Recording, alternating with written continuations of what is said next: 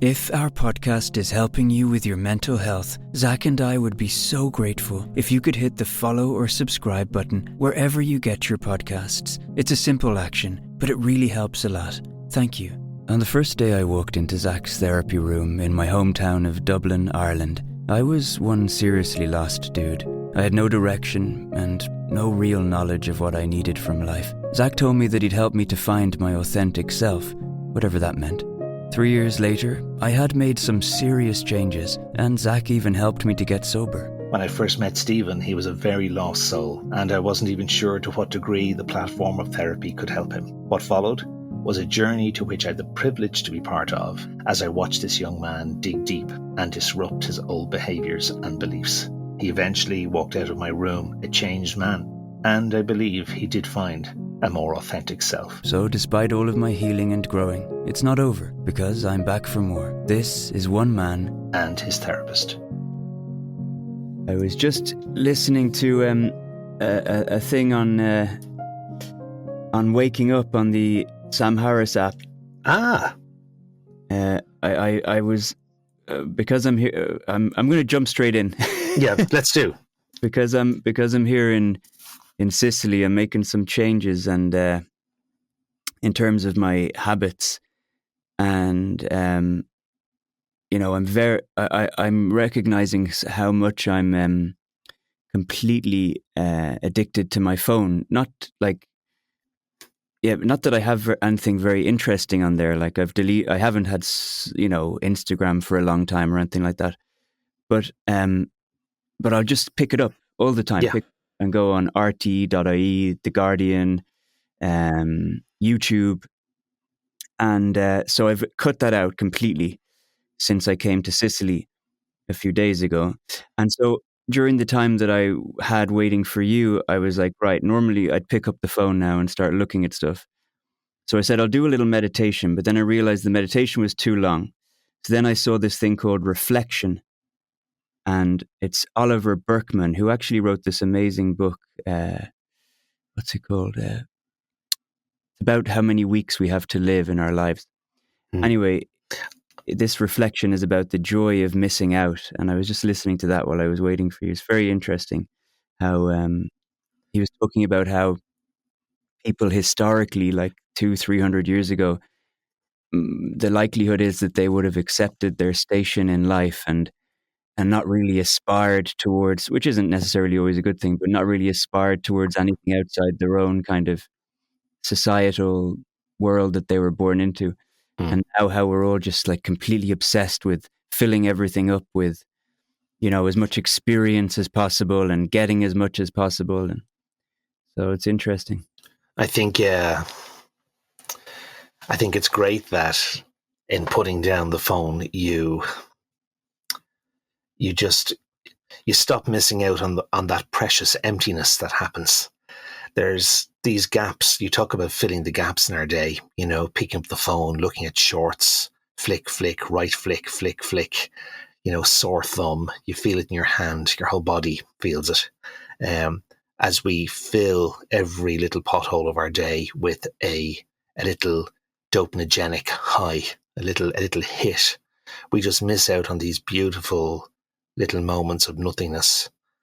We have to have our nothingness. We have to have our stopgaps where we just are, and nothing happens overtly in any obvious stimulated way, that we just go quiet. And I think that's what we miss out on with not having these gaps in our day. We miss out on the quietness, or the potential for quietness. I mean, as you know, your brain is chitter-chattering most of the time anyway. Those with ADHD will say to me, will often use the description, they'll go, Zak, it's like 10 radio stations are playing in my head all at the one time.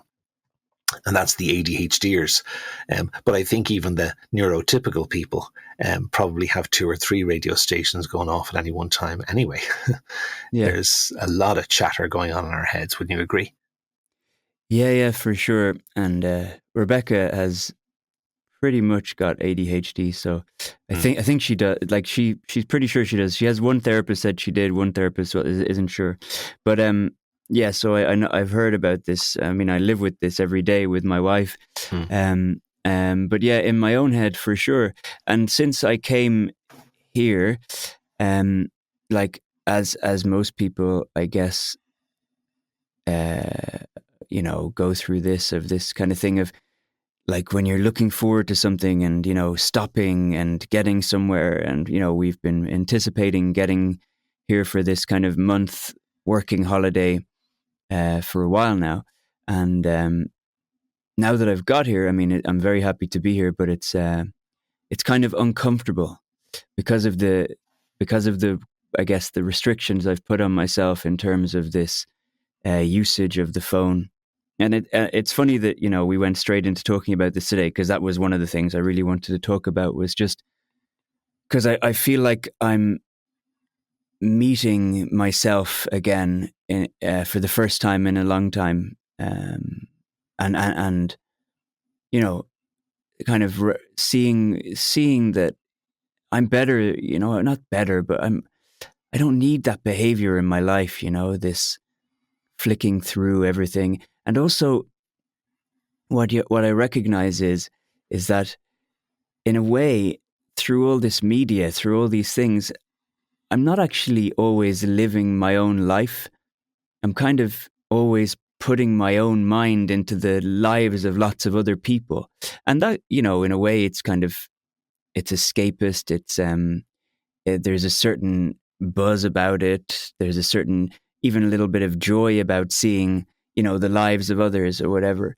But for me, and now I'm recognizing that it's just so important to go back to the stillness within myself and to just be me. And I don't know if I'm making sense, but it's interesting to see how it's not necessarily completely comfortable. It's not necessarily a really always a great place to be in my head, but you know, I know that there's going to be growth from this. I mean, you say stepping away from the phone just to be me. Maybe stepping away from the phone just to be. Doesn't even have to be you. Just be. Just stop. You know,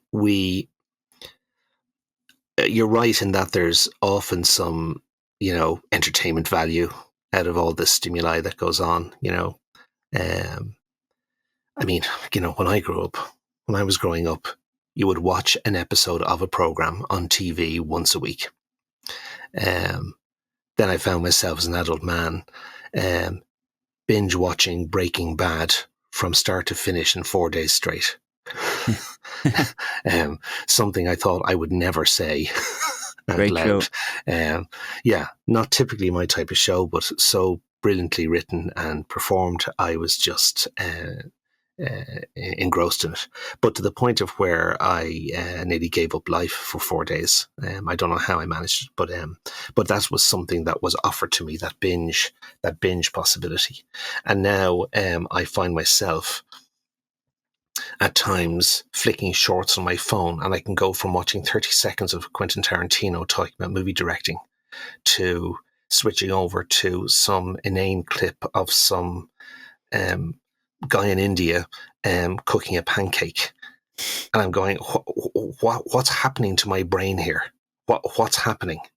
This is too much overlapping, overloaded information that is non-vital, that is constantly shaking up the snow globe of my dopamine brain and putting me into a chaotic, addictive life need for constant high.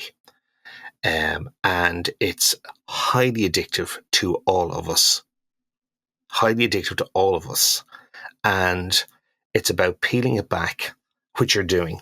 And even sometimes, Stephen, you can take it where, like, I don't know if you're at a point where meals in your day are phone free. Would you be on your phone while having a bit of breakfast or lunch? Yeah. So again, cut that out since I came here for the most part. Mm. But yeah, breakfast normally I watch one YouTube video, like something. I have a rule though about that it has to be kind of life enriching because I love the morning, so I'll often watch something about some guys helping some people somewhere or something that expands my mind. Okay, I Um, like that. So you're describing allowing yourself a piece of personal development while you're maybe having some breakfast. Okay, I get that. yeah, And at times a quality video or audible or something that develops you, that's educational, that's spiritual, that's enhancing, has its place. But do you know what? There's something to be said though that meals are very special. It's a very special process to sit with your food and to engage with the process of eating. Um, you only have to look at, the tea rituals that one will find in Japan and other places, and the type of importance that's put on ritual, routine, process, and the very zen-like nature of it. And I don't expect, when you or I are having some scrambled eggs for breakfast for it to be like a Japanese tea ritual, but to sit and to engage with the process of eating and that mindful practice of just to be awake while you eat your food. And to do your personal development and your special YouTube video later on. But if you're eating, eat. If yeah, you're drinking a glass of water, drink the glass of water. And maybe to have a week where you just say, okay, for the next week, till we talk again, meals are either um, uh, me and my food and the process, or me and good company, whether it's your wife or friends, where we know that breaking of bread with others is such a wonderful and great ritual.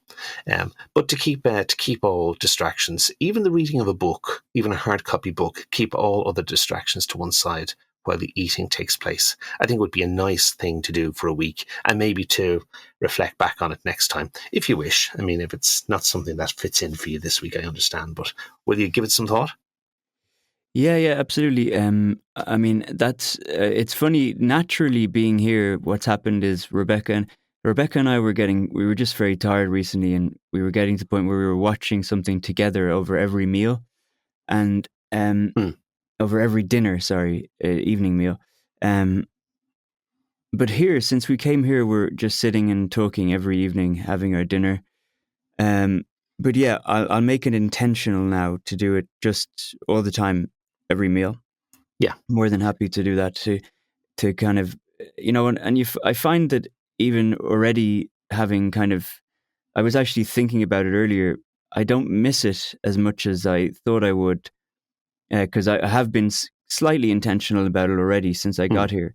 And like this morning, it's lovely weather here. This morning, it's very sunny, and we sat outside having breakfast, um and we just chatted, and you know um how nice it is just to engage with your wife and not to be looking at a phone. I mean, it's Hmm. very and I had the conscious thought. I was like, I actually don't miss it. I don't. It's such a habit, Yeah. and Yeah. There's nothing to actually miss, really, when we arrow down on it. Let me ask you. So you've arrived in Sicily. You open another chapter of this journey. What what comes with this chapter? Tell me about your time in Sicily now. How long you plan on being there, and what's the intention? What's the intention around this chapter? good question.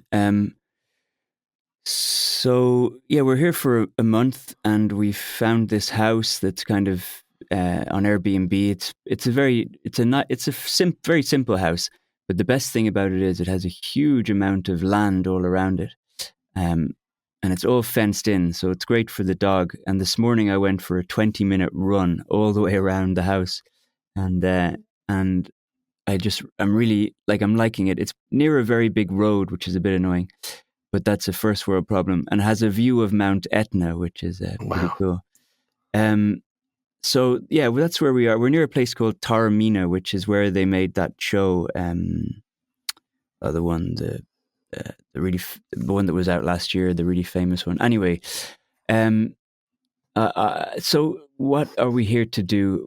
It's for me and Rebecca. It's just we, as you know, we restored the apartment over the last year, and we both really, we really it took a lot out of us, Yeah. and we're here to kind of regroup and to focus on our marriage, to focus on kind of, I guess, readjusting, reigniting a new chapter in life. What that is remains to be seen.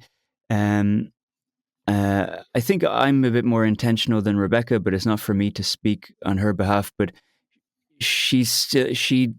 Rebecca's not working right now, and she's a bit uncomfortable, kind of just sitting about. And I'm like, Rebecca, just enjoy yourself. You've been through a lot in the last year with doing everything. So Mm. I'm trying to encourage her to just really be grateful for our situation. We're very lucky that I can be here and work and have an income no matter where we are in the world. It's pretty cool. It's a great benefit of the 21st century and the internet. So yeah, just to like, I have a lot of work on, so I'm working a few hours a day, and then I'm just trying to get back to basics, trying to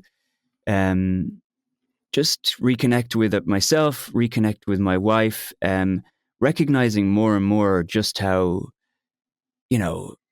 how much Rebecca means to me, and Mm. how beautiful a relationship we have. I've been very departed from it all over the last year. I'm so obsessive and so I get so consumed with either the work or was the apartment or whatever, that I've kind of lost touch with what really matters in life, and that's relationships. And one Mm. other thing, sorry, I'm recognizing is that I haven't been nurturing friendships enough. And, I'm recognizing that, especially being here, you don't have friends around and you're in a strange place. So I want to really focus I want to be reignite my friendships as well while I'm here from a distance, and then start to see people in the coming months again. Great. Good. Great intention. To ground yourself, to ground the relationship, to reconnect.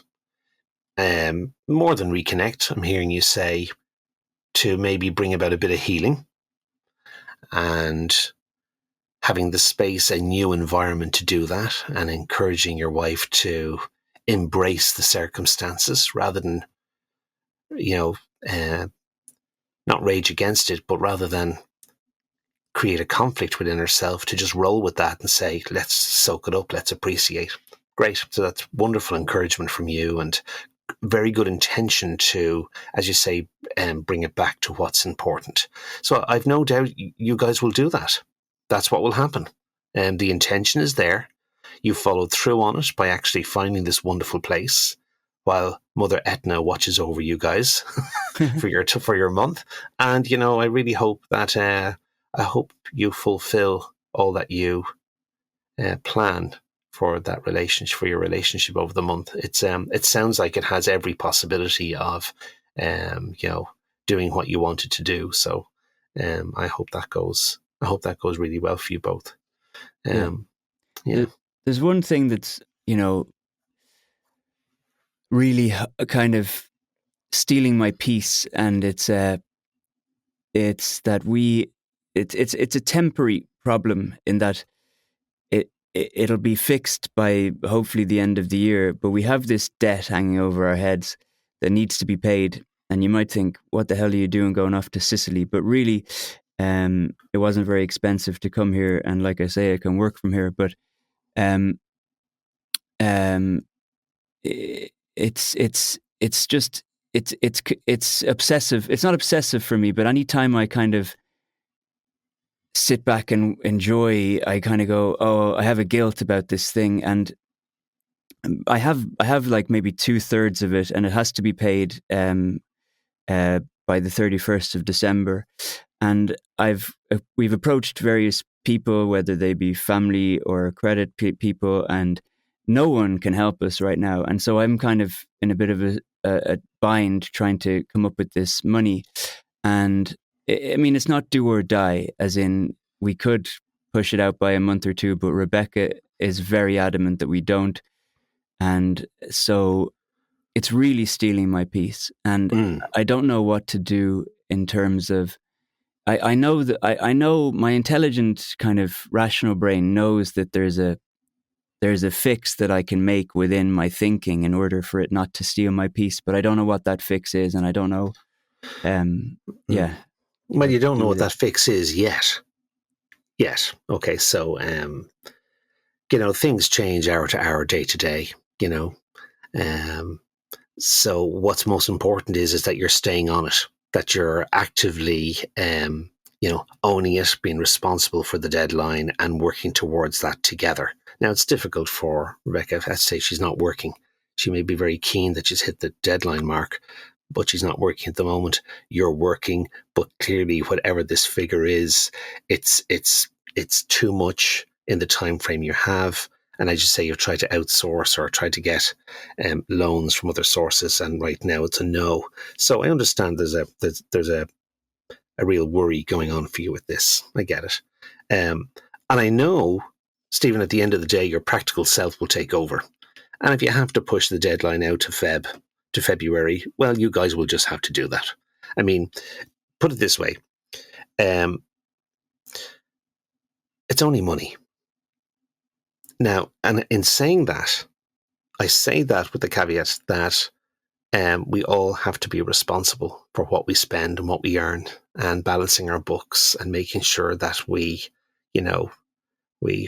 walk this path of life, as autonomous and as financially independent as we can be. We don't want to be relying on others as much as possible. But there's practicalities here, right? It's certainly not worth getting sick over. And it's certainly not worth a relationship, cracking or being under unnecessary strain because of it. Keep it practical. Ideals of, before Christmas deadlines, having this paid off before the new year begins. The ideals will have to be shaved back.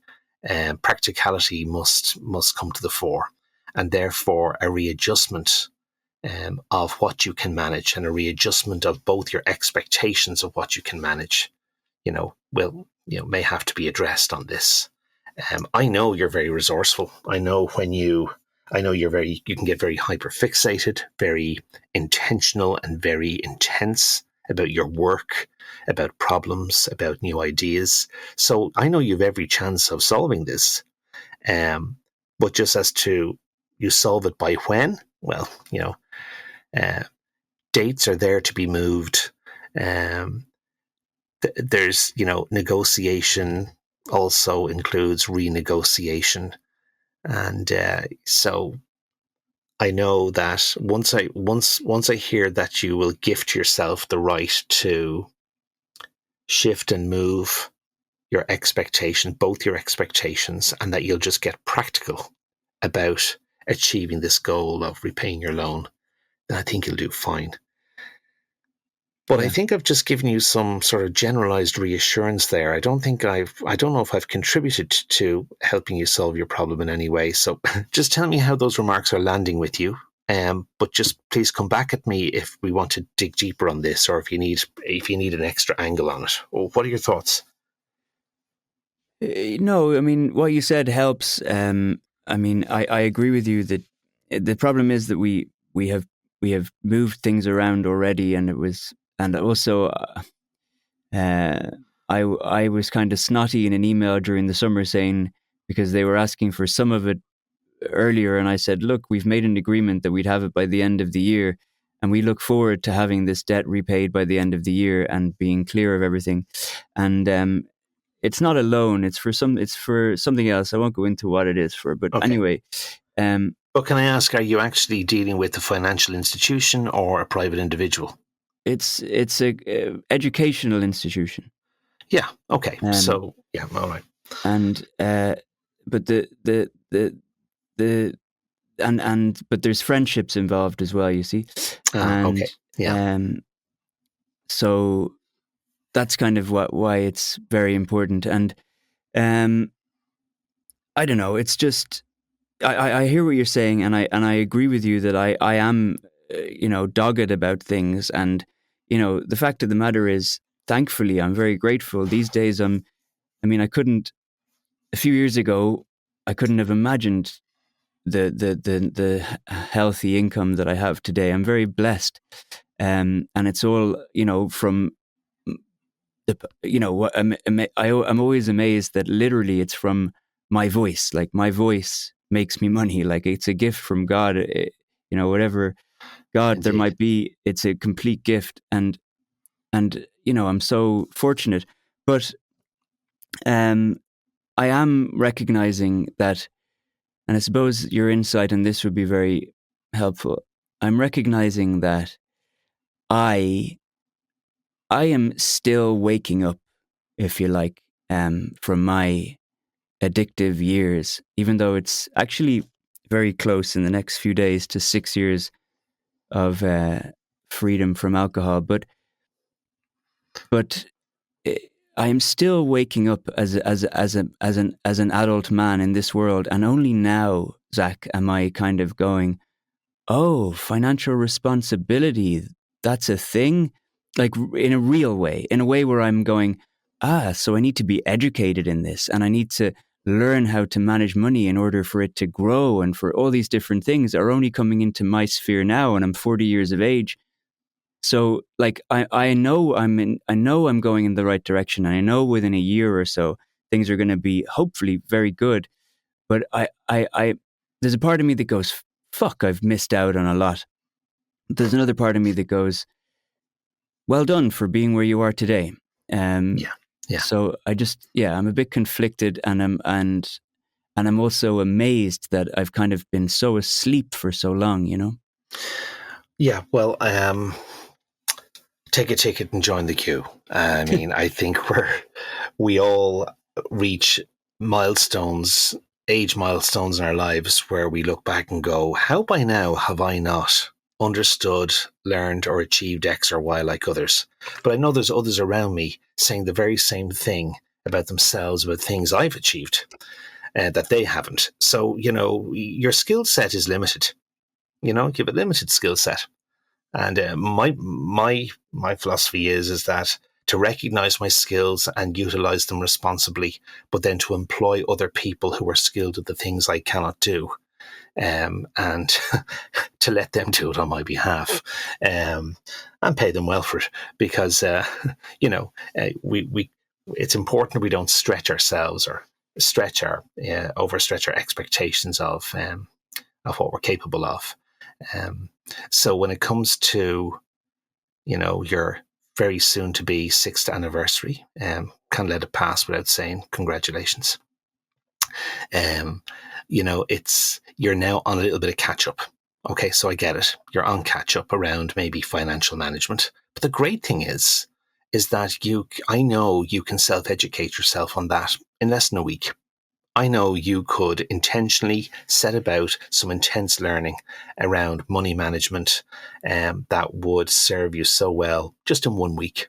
And now I know in the meantime, you've voiceovers to do, you have a loan to renegotiate, you have a relationship to nurture. So sometimes it probably doesn't feel as if there's enough hours in the day, but you can do this, I know you will sharpen your pencil around your financial knowledge over the time ahead. Just give it that time, give it the time as much as you can. I find that free online tutorials are just so beneficial. Nowadays, you can upload any lecture, any talk, any seminar from anywhere in the world on pretty much any topic for free online. It's so wonderful that that the internet can educate us in such wonderful and free ways. This just could never have been possible in my earlier years. And there's so many really helpful resources out there on that. And I know that when you lean in and spend time learning more about any topic, and in this case, finances, I know you will then be really good at that, Stephen. You know, you tend to get really good at what you focus on. Would you agree? I guess, but I really feel like a 5-year-old when it comes to it, you know? I mean, if you were to ask me my mental age when it came to different elements in life, I mean, maybe that's a good way to kind of display it. Like when it comes to, say, emotional well-being, I would say, yeah, I'm like a 40-year-old guy at this stage. I'm pretty good at taking care of myself. Physical fitness, yeah, I'm like a 40-year-old guy. I know how to, you know, looking after other people in my life. Yeah, I'm like maybe a 30-year-old guy. When it comes to money, I'm like a 5-year-old. Mm. Well, okay. Now you feel that, but let me just throw some facts at you. You've learned in the moment how to travel on sometimes a very tight budget. You, back in Dublin when we first connected, you had some some clever Airbnb arrangements with your landlord that you were able to take advantage of. You were a grafting and hardworking actor. You knew how to, live on a small amount, um, and to duck and dive appropriately when it comes to finances. So I know you've never had to manage a big pot of money, but I think you have managed to work with what you've had and to do it quite resourcefully at times. That tells me you do have the ingredients of a good financial manager within you, but just maybe you haven't been able to fully appreciate or explore that as yet. How do you feel about that remark? Yeah, yeah, I think that's fair, and I think maybe I'm being a bit hard on myself. I've kind of been, I guess, uh, winging it, you know, going by the seat of my pants, kind of thing, whatever that expression is. Um, Kind of, I didn't like, you know, God love my parents, but they didn't see it as something. I don't think they were even aware of, financial education being a necessity for a child. You know, my dad certainly said, "Be careful with your money" and all that type of stuff. But what does that mean to a kid? Um, you know, especially one who has very addictive tendencies. I remember getting my student loan to go to college in Dublin when I was 18, and it was only a couple of grand, but I had it spent in a month, you know, and it was meant to last me for the year, like for bits and pieces, you know. Like back then, it was a bit more. It was quite a bit of money. But anyway, the point is, I didn't have a great education with money, so I've been kind of really, through no fault of anyone, but I've been really learning as I go, and yes, I've through kind of just putting myself out there and being very. One thing I think I really have as a benefit to my to my existence is that I say yes to most things that I feel are gonna that could grow into something, and I'm very open and receptive to opportunities. And that's a real plus that I have. I don't have much fear around these types of So things, yeah, which real is plus another that real you've no plus. fear about trying the new, um, and Yeah. but you would feel more of a rumbling of anxiety in you when it comes to managing debt or the current financial circumstances. So, and that's understandable. The point is, you have got courage. You have the ability to do new things and to try and somewhat gamble. So, all these are all important ingredients to a good financial self as well. So that's all there. I also, Stephen, know you to be a person that when you give something a priority, it becomes the priority. So, yeah. Yes, but I'm going to interrupt you, Zach, because that for me is dangerous. That's where the problem lies. It becomes a priority to the point of obsession, to the point where it costs my peace of mind in my relationship. It costs the mental health of my wife. Um, I need to find this ability to have a balanced approach to things, and I don't have that. So things overtake me, whether it's been the apartment over the last year, now this debt, whatever, work obsession, whatever it is, things are still overtaking me. And if you were going to put a very hardline AAer in the room with us right now, they'd probably tell you, "Yeah, you're not properly sober, mate." That's what they, that, and maybe there's validity in that, Yeah, you have to help me understand that better. Well, what would they mean by that? Give me more on that. Well, I suppose there's kind of in AA, there's a kind of an idea that you're considered, if you're not engaging in a full and rich spiritual practice, that being of service to others on a very regular basis, doing your amends, all these different elements that come with the 12 steps, then you're actually what they call a dry drunk. I wouldn't. I mean, it's not for me to diagnose myself, but I wouldn't put myself as far as that. But I would say that there's certain elements of me that are clinging on for dear life. But for me, as you know by now, I've tried, and I just don't want to do AA anymore. It's just not for me. But there's certain wisdom there that really you can take a lot from it, and that's one of the things that I do take from it. Well, okay. If the AAer was in the conversation now, and he or she came at you with such a hard hitting, somewhat judgment or statement, you're saying there is some truth in it. There's something to be taken from it. Okay. So therefore, pick something. Pick one thing you would take from it. What's the one thing you would take? Well, I think that what I'm missing in my life in a big way, well, is I miss being of service to people. For me, that takes me, when I just said that, when that came out of my mouth there a few minutes ago, or a few seconds ago, I really miss that. And that's a big element for me. I mean, I am of service to actually thousands of people around the world right now. We just passed 5 million listens on my YouTube channel. That's only this year. Wow. Wow. So, I mean, that's great. I'm really proud of that. I'm going to be American about that and say that I think it's fucking awesome that we've achieved that. Yeah. But so that's 5 million sleeps I've helped. My voice, that's amazing. But I miss being in person of service. And one of the things I used to love doing, and I took such joy from it, and I'm getting a bit emotional now, but it's one of the things I really miss about Dublin is I used to love going out on the streets with the Simon community every Wednesday night and engaging with people in need. And I made such great friendships with the people there, and I miss that. I miss that connection with humans. Yeah, and I know how much it's not actually a selfless thing to help others. There's a lot of it always helps the helper, if that makes sense. Because I know that's what I miss.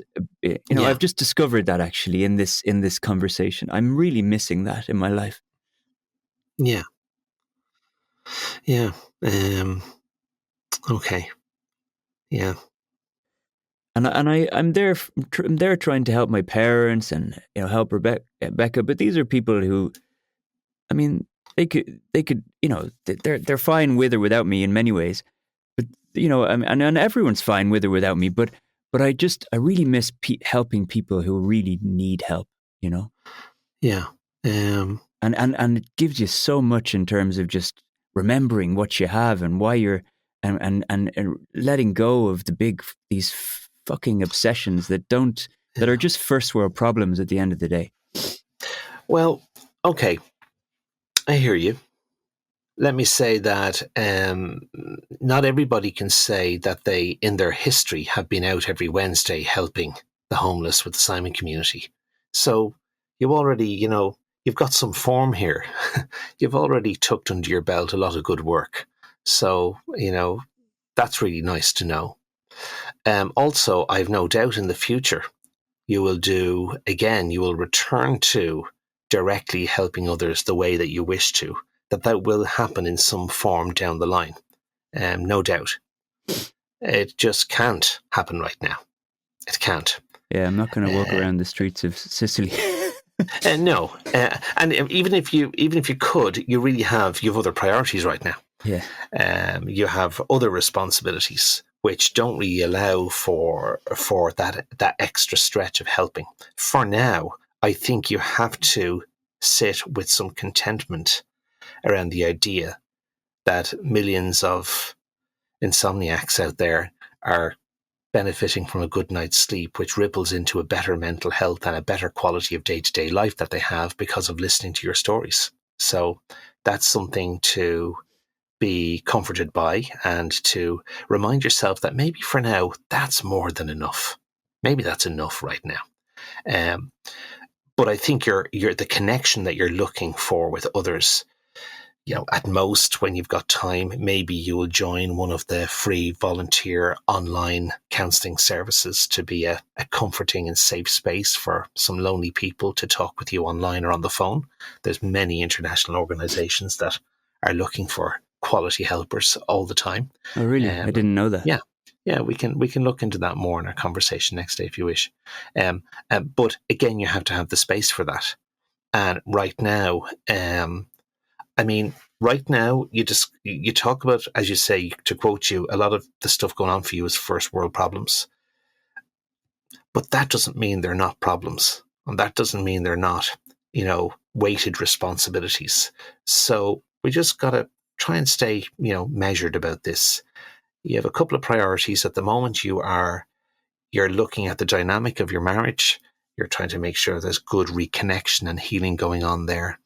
You have to fine-tune the maturing of your financial brains, the two of you, to rejig this financial burden and get it across the line.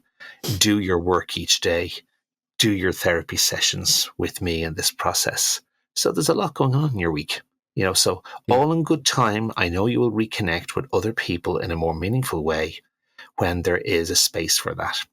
And right now, try and sit with some content within you of the work already done and the impact you have, which happens to be through your commercial venture of your sleep stories.